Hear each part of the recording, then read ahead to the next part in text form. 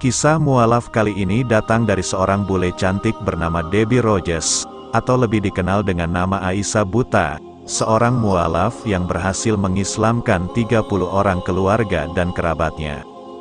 Keluarga Aisyah adalah orang-orang Kristen yang taat.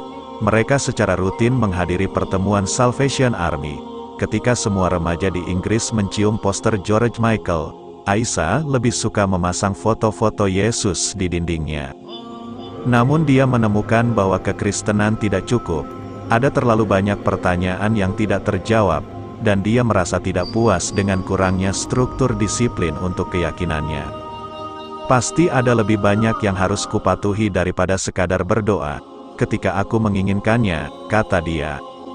Aisyah mulai tertarik dengan Islam ketika bertemu dengan seorang Muslim bernama Muhammad, pria yang kini menjadi suaminya. Muhammad merupakan pelanggan toko tetap yang dikelola oleh keluarga Aisyah. Saat itu Aisyah melihat pria tersebut sedang sholat di ruang belakang. Ada kepuasan dan kedamaian dalam apa yang dia lakukan, tutur Aisyah. Dia mengatakan dia adalah seorang Muslim. Saya pun bertanya padanya, apa itu yang dimaksud seorang Muslim? Kemudian dengan bantuan Muhammad, Aisyah mulai mencari lebih dalam tentang Islam. Pada usia 17 tahun, dia telah membaca seluruh isi Al-Quran dalam bahasa Arab. Debbie Rogers yang kemudian berganti nama menjadi Aisyah, membuat keputusan untuk masuk Islam pada saat dirinya masih berusia 16. Ketika aku mengucapkan kata-kata itu, rasanya seperti beban besar yang kubawa di pundakku terlempar. Aku merasa seperti bayi yang baru lahir, ungkap Aisyah. Meskipun dia telah jadi mualaf, orang tua Muhammad ternyata menentang pernikahan mereka. Mereka melihatnya sebagai wanita barat yang akan menyesatkan putra tertua mereka dan memberi nama keluarga yang buruk. Meski demikian, pasangan itu tetap menikah di masjid setempat. Aisyah mengenakan gaun yang dijahit tangan oleh ibu dan saudara perempuan Muhammad yang menyelinap ke upacara, melawan keinginan ayahnya yang menolak untuk hadir. Nenek tuanya yang membuka jalan untuk ikatan di antara para wanita.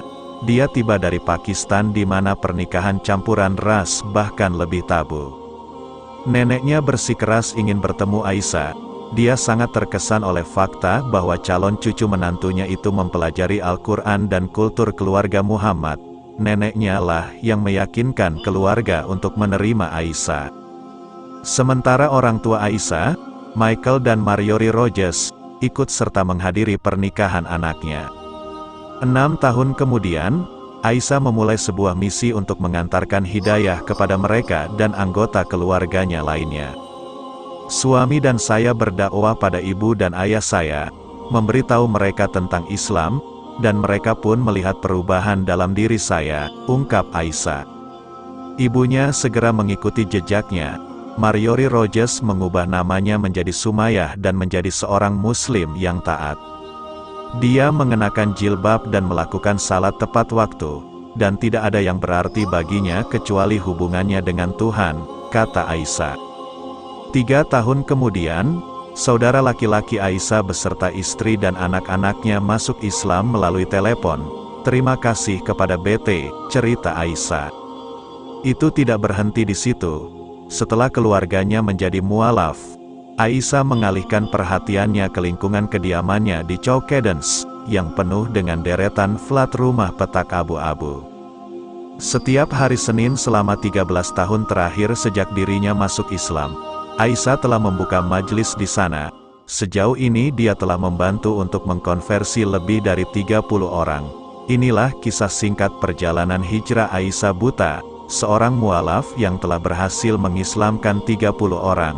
Bila video ini bermanfaat bagi Anda, tolong share video ini ke teman-teman Anda agar mereka juga mendapatkan manfaat.